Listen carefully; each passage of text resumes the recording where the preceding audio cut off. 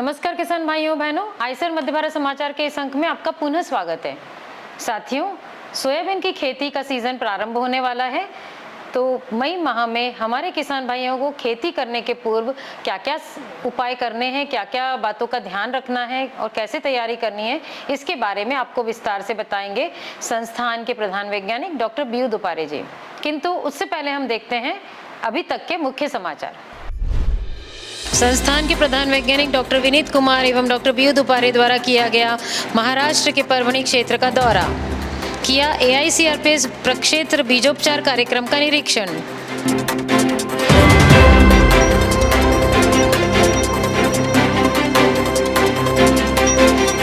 परभणी कार्यक्रम के दौरान मराठवाड़ा क्षेत्र के किसानों से संवाद एवं परभणी, लातूर एवं नांदेड़ जिले का प्रक्षेत्र भ्रमण। संस्थान में हुआ तिमाही हिंदी कार्यक्रम का आयोजन, अतिथि वक्ता श्री राजेश श्रीवास्तव ने दी महत्वपूर्ण जानकारी। संस्थान अनुसंधान समिति की 37वीं बैठक का हाल ही में हुआ आयोजन। संस्थान के वैज्ञानिकों ने विभिन्न अनुसंधान परियोजनाओं की उपलब्धियों पर दिया प्रस्तुतिकरण। संस्थान अनुसंधान समिति बैठक में कई महत्वपूर्ण विषयों पर नई अनुसंधान परियोजनाओं को मिली स्वीकृति। संस्थान अनुसंधान समिति के अध्यक्ष एवं वैज्ञानिकों के साथ संस्थान के निदेशक द्वारा खरीफ मौसम से पूर्व किया अनुसंधान प्रक्षेत्र का भ्रमण।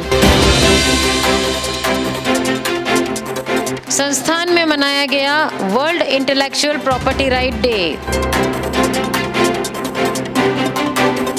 मुख्य वक्ता के रूप में डॉक्टर अनुश्री गुप्ता ने दिया व्याख्यान।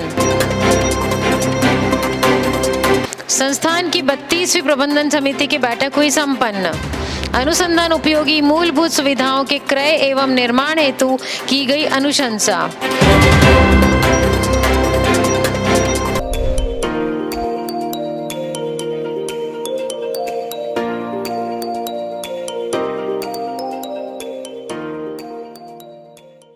नमस्कार साथियों, मई महीने का प्रथम सप्ताह अभी चल पड़ा है और सोयाबीन की खेती का मौसम जल्द ही प्रारंभ होने वाला है। और ऐसे में इस माह के दौरान हमें सोयाबीन की खेती के लिए कौन कौन से कार्य करने हैं, उसके बारे में आज के एपिसोड में मैं आपको जानकारी देना चाहता हूँ। साथियों, सबसे पहले तो ये हम देखें कि हमें अपने खेत में कितने एरिया में सोयाबीन की फसल लगानी है और कौन सी किस्म लगानी है, इसके बारे में आपको उचित निर्णय लेना पड़ेगा। सोयाबीन की विभिन्न किस्में होती है जो कि कम समय में, मध्यम समय में या अधिक समय में परिपक्व होती है।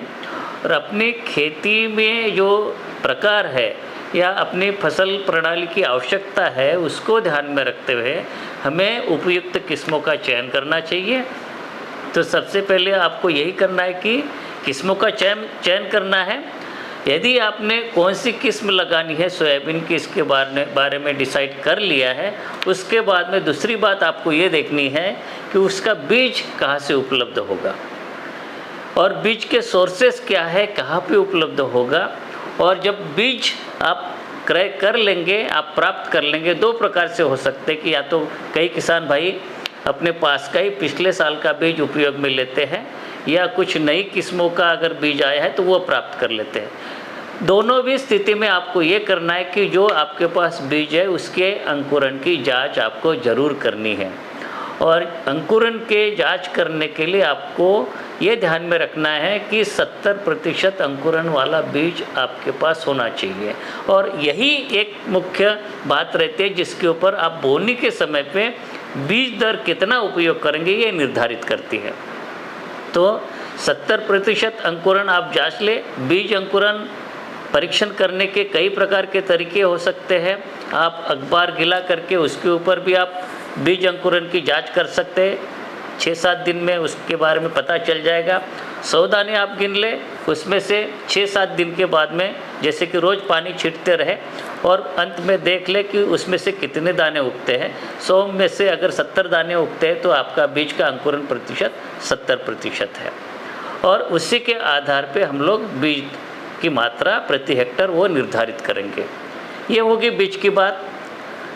मई महीने में आप खेत की तैयारी करने हैं। जिन किसान भाइयों ने खेत की गहरी जुताई नहीं की है पिछले 2 साल में, तो इस साल गहरी जुताई कर लें।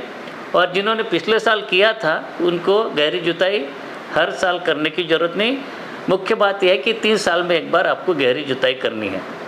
बाकी के वर्षों में कल्टीवेटर विपरीत दिशाओं में 2 बार चला के खेत तैयार कर ले, और इसके लिए आप कल्टीवेटर का प्रयोग कर सकते हैं। अंतिम कल्टीवेटर चलाने से पहले आपको जो कार्बनिक खाद है, जैसे कि गोबर की खाद है या कंपोस्ट है, उसकी मात्रा आपको खेत में डालनी पड़ेगी।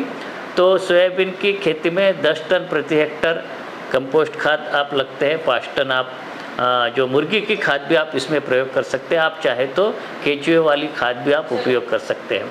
तो ये हो गई मई महीने में आपको क्या क्या कार्य करने हैं इसके बारे में जानकारी।